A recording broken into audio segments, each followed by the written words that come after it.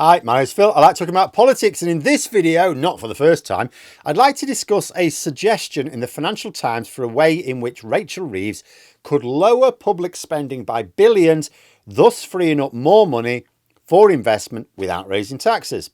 However, potential sting in the tail which gets you thinking in terms of the antagonistic dance that we often have between economics and politics.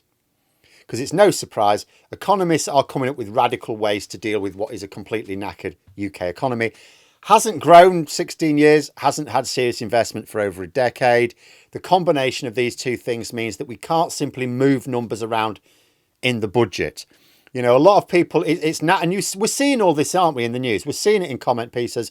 It's natural to think we need more investment, we need more money spending, therefore we need to raise taxes and go through the list, wealth tax, add taxes here, taxes here, taxes here.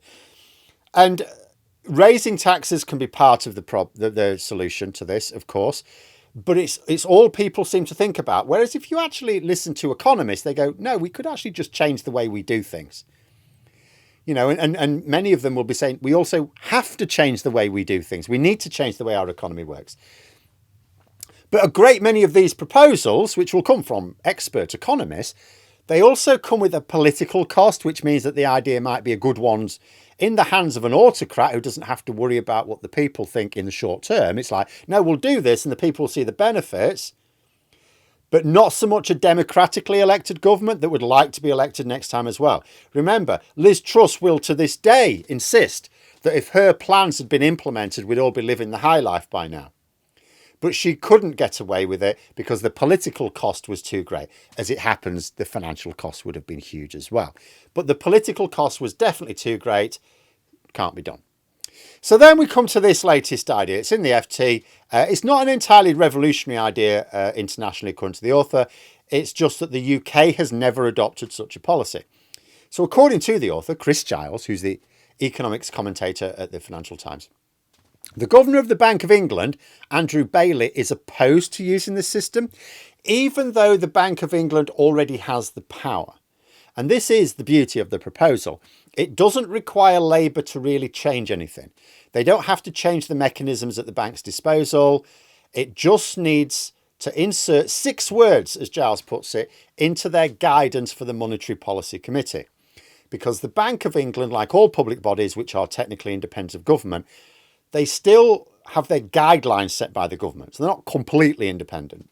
And they follow these guidelines. The proposal is to encourage tiering in UK banks.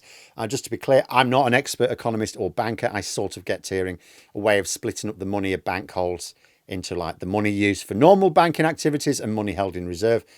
In terms of the specific proposal, it would involve telling banks to hold reserves without interest. So the Bank of England will be paying interest on less of the reserves. And if there's less interest paid, public spending is lower. Now, the author doesn't say how much it would save exactly, only that we're currently spending £23 billion on these interest payments.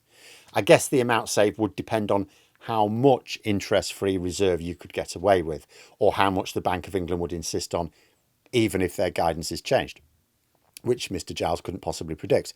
Which brings me to how he thinks Labour can influence this. Remember, the Bank of England already have the power to do this. They're just choosing not to use this power, perhaps with good reason, perhaps not. So what Labour need to do, should they see the benefit, is add 6 words to the monetary policy remit. According to the article, and these are the 6 words, have regard for the public finances. The argument is that if the Bank of England has to have regard for the public finances when it works on monetary policy, then it will need to try to lower unnecessary public expenses with that policy. It's billed as something that would be a genuine saving. This is not a release of money now which has to be paid later, something that just saves money and keeps saving money. All sounds brilliant. So what are the downsides? Because I'm not an economist or a banker, but what I do know is that the difference between an expert with a real plan and a snake oil salesman is the downsides. Genuine solutions to complex problems always have a trade-off. If you change a system like this, you create winners and losers. If the solution claims to have no downsides, like a certain unmentionable beginning with B, it's a scam. The first thing to note from the article is that Giles does say that the European Central Bank used this system in a limited way, and much more so by emerging economies. So I read into that. I thought, well, hang on a minute. Okay. So the ECB, that is an advanced central bank, absolutely.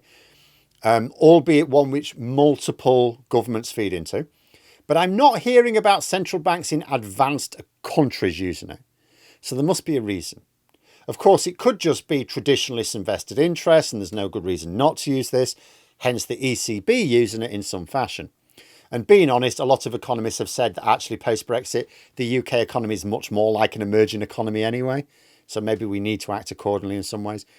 And Giles does point to some specific losers. It will hit the profits of commercial banks and the payouts for shareholders and executives. Yes, I know, my heart is bleeding here. Then Giles said that this would ultimately be passed on to the customer, raising interest rates and lowering deposit rates, which is where you encounter a possible political snag.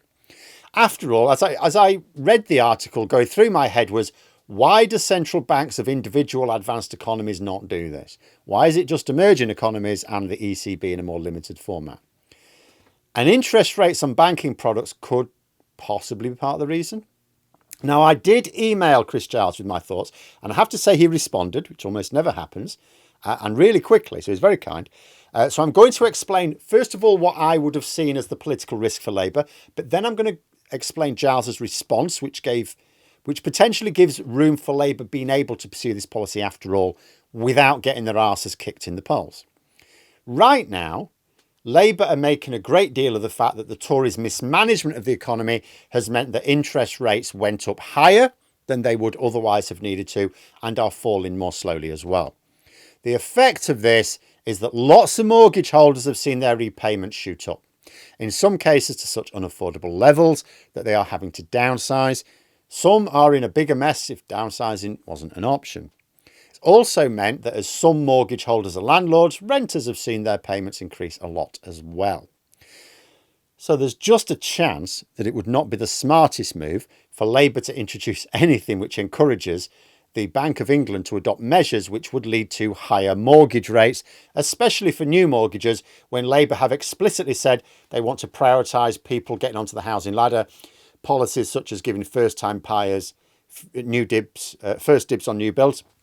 They announced something yesterday about being guarantors for 5% deposits, things like that. So they're really trying to push home ownership here. The article did note that some former deputy governors of the Bank of England approve of the policy. It's just Bailey that doesn't. And Bailey is quoted as saying he does not approve because it is a tax on banks, which I'm not sure too many people here care about.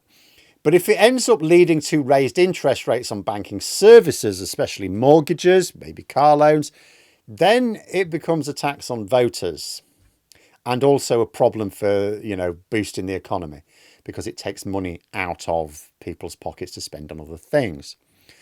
And I'm sure that the media would waste no time in pinning the blame on Labour. However, when I emailed Chris Giles about this, he was, as I say, kind enough to respond very quickly. And to argue that if banks raised the interest rates on their mortgage products, then the Bank of England would have to consider lowering their interest rates to compensate. So the net result would be a lower base rate. And of course, a lower base rate would also mean you're paying less interest on the reserves, which do have interest paid on them as well. So you win twice. And commercial mortgage rates sort of being kept the same. Now, Giles did say to me, of course, this was not certain. It would ultimately be up to the Bank of England. He is not a member of the Bank of England, so he doesn't decide. But he did say that he had discussed this with a lot of senior people at the bank, and a lot of them are all in favour of this. That pretty much the major obstacle is essentially Andrew Bailey. And if it weren't for Andrew Bailey's attitude, I think the implication is he feels that the Bank of England would already be doing this. Bailey has this attitude apparently of, well, we haven't done it before. Which reminds me of the classic Humphrey Appleby line from Yes Minister. So many things in politics do. Everything must be tried, but nothing must be tried for the first time. At which point, if this idea really does have a lot of support at the Bank of England, and it's ultimately an unimaginative governor that is the only obstacle, maybe Labour will think this is an idea worth pursuing, especially if it can unlock billion. I mean, you know, if we're spending £23 billion on this, even if you reduce by a third the number of the amount of reserves on which we pay interest, I mean, you're freeing up £7 or £8 billion there, aren't you? That's a lot. You know, so if it can unlock billions in savings for relatively, well, pretty much no effort and very low risk, after all, if they wait until they can replace Bailey with someone else, they're into the next election. He's got his contract running until 2028. So, you know, we could definitely put this in the maybe pile. But there we are. Those are my thoughts. If you enjoyed the video, please subscribe for further content and click the like button. You can also sign up for memberships if you'd like to support the channel further. Thanks for watching, and until next time, I'll see you later.